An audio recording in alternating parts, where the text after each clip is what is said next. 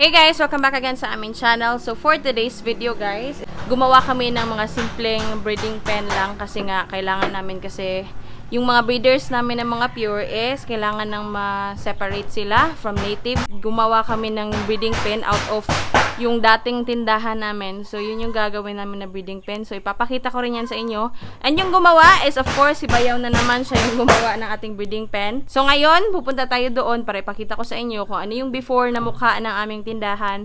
And then gagawin natin yung breeding pen para sa ating mga pure na mga breeders dito. If you haven't subscribed in our channel, please do consider subscribing.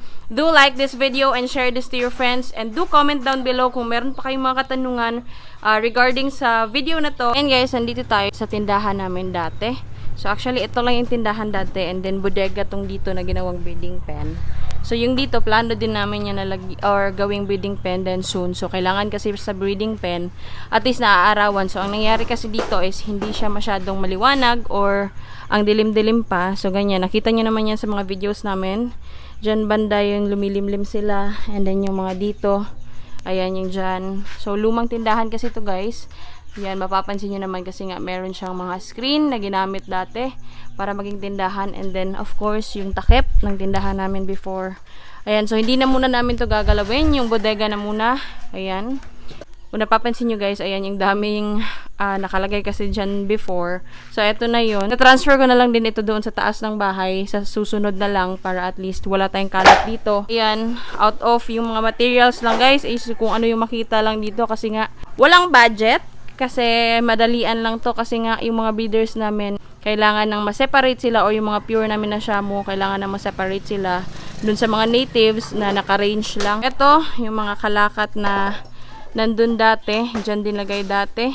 So, ayan, magagamit pa siguro natin yan. And then, pinakailalim is nilagyan ni Bayaw ng sin or yung yero para at least hindi magsalpukan yung broodcock natin sa range and then yung nasa loob ng breeding pen para maiwasan natin yung ganun kasi alam nyo naman yung mga broodcock is matatapang sila tapos territorial yan kaya kailangan hindi natin sila pagkitain or separate natin or lagyan natin ng harang para hindi sila magkita. Para makita nyo yung before na itsura ng ating ayan gagawing breeding pen. Ayan siya guys. Napaka bare lang. Ayan. So ay nakita nyo na yan. Yan si Verana. Yung napagkakamalan yung lalaki. Pero babae po yan siya guys. Ayan yung mukha niya. Oh. Ayan. Isa pa guys. Meron ding lumilimlim dito. Ayan. Yan yung tail niya. So dyan na muna siya. Until matapos to. And then we figure out na lang kung saan siya ilalagay. Kapag tapos na. So ganyan lang. So, yung mga materials, ganyan lang guys. Yung mga nakikita lang dito or yung mga dati na mga plywood na hindi na rin namin nagamit. And then ngayon gagamitin ulit natin para sa breeding pen natin.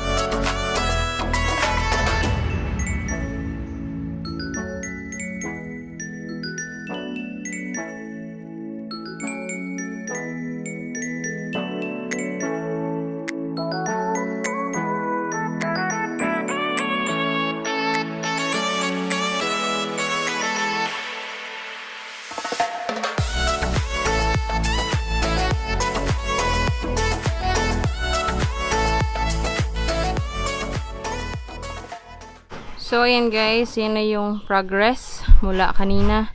So, nalagay na yung net.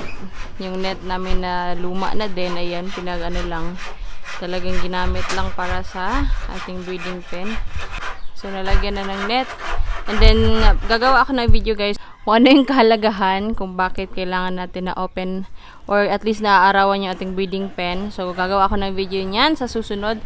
Pero sa ngayon, ayan, ginagawa na lang yung ating pintuan doon. So, ayan. Balik na lang din ako mamaya guys kapag tapos na yan. See you later guys. Patuloy na muna namin o patuloy na muna ni Bayaw yung paggawa ng ating breeding pen.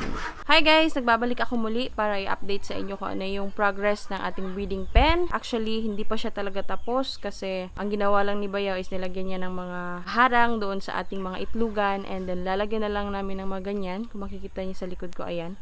Yung mga ganyan po guys, nilalagay ko na lang. And then, naghahanap ako ng iba kasi nga wala ng mga hinati na container. So, yun yung gagawin ko sa susunod. Pero, yan, sa ngayon, okay pa naman yan kasi nga long inahin pa naman din yung nandyan. So, yan na muna ang lalagay ko. Dalawa na yan actually. Tapos, yung isa, limliman na po guys. Kasi, yung isa dyan is dun ng limlim. Nakikita nyo naman yan kanina sa video na dun siya lumimlim. So, transfer lang namin and then nilagyan ko ng bagong isa. So, ayan, papakita ko sa inyo kung ano na yung nangyari sa ating breeding pen. Ayan na guys, yan na yung ating breeding pen. Ayan, kung makikita nyo, talagang naka-fully cover na siya. So, makikita nyo yung net. Ayan guys, nakikita nyo naman yung net natin is butas-butas na. Ayan.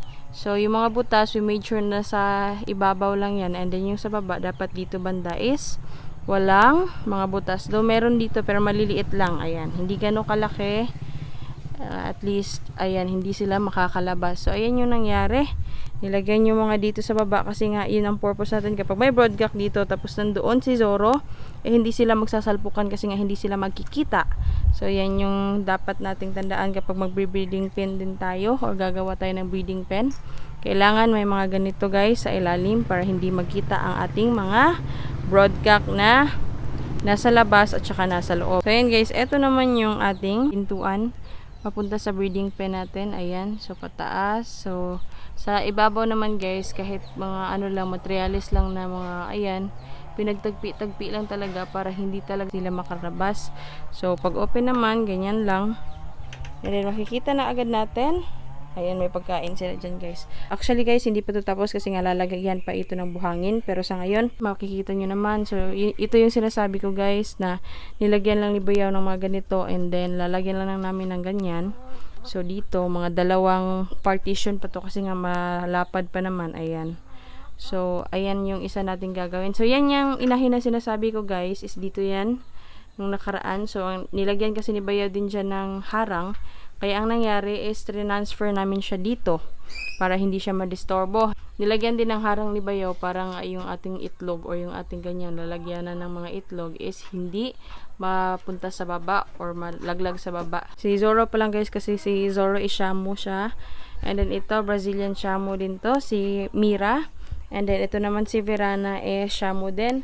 So, ito yung sinasabi ko guys na mas maganda kung nakaseparate sila sa ating mga natives. Kasi nga, kumbaga sila lang yung namumuhay. Kung magpapakain ka man ng mga pang-layer talaga, matututukan din natin sila. So, ayan. Actually, ito si Verana is pumupunta na siya doon. Ayan, kanina. Kasi nga, nilagyan ko rin kanina talaga. Kasi nga, kahapon, napapansin namin si Verana naglilipat-lipat na kung saan or naghahanap-hanap na siya ng mga spots. So, nilagyan ko dyan para kung mangitlog man siya sakali ngayong araw, meron siyang kalalagyan. Doon, binutasan ni Bayaw, tapos pinataas yung iba para magkaroon tayo ng ventilation dyan. And then dyan, meron din tayong parang screen para yung hangin, pati yung as guys, ayan. So, ayan, pinagtagpi-tagpi lang talaga. Ayan. So, hindi na sila makakalabas dyan. So, yung doon, huwag kayong mag-alala. Ayan, dyan. Medyo maliit na yan dyan. Tsaka, hindi na sila makakapunta dyan. Kasi nga, yung mga Shamo din, mabibigat yung kanilang katawan. And then, ayan, meron ding hagdan para kay Zoro. Kasi nga, hindi marunong si Zoro lumipad. So, dito. Tapos, meron silang, ayan, pinapatugan nila tuwing gabi. So, ayan si Mira. Ayan ang ating breeding pen guys. Actually malaki itong breeding pen na to kasi nga ayan oh, mula sa pintuan.